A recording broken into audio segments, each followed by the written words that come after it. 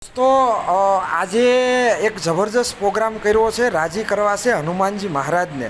અને એ પ્રોગ્રામનો જેમણે લાભ લીધો છે એમના મોઢે જ સાંભળીએ કે આ પ્રોગ્રામથી એમને શું બેનિફિટ થયો. તો સૌ પ્રથમ અંકલ, તમારું નામ શું છે? મારું નામ જોસફ નાકવાન. ઓકે, સરસ.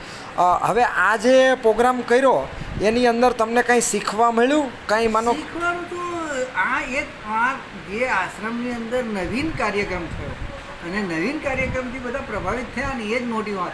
આવો પ્રોગ્રામ તમે આશ્રમમાં કેટલા વર્ષથી રહ્યો છો? અમે તો મારે પોતાને ગણો તો આ 8મું વર્ષ છે.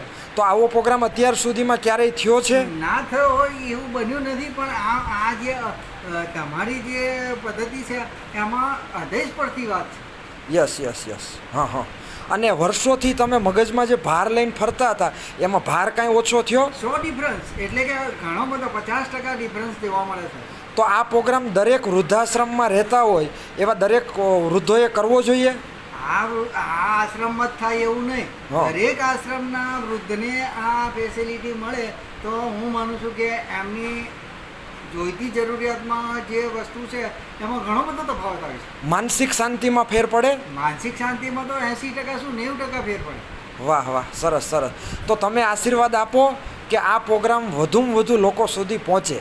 ઈશ્વર તમને શક્તિ ને બુદ્ધિ આપે અને તમારી ટીમ સાથેના જે કાર્યક્રમ છે એ અવારનવાર થતા રહે અને તમારામાં આથી વધારે સ્પિરિચ્યુઅલ પાવર, એટલે કે પ્રભુની શક્તિ તમારામાં કામ કરે એવી અમારી શુભકામનાઓ તમારી સાથે. ખૂબ ખૂબ ધન્યવાદ સર.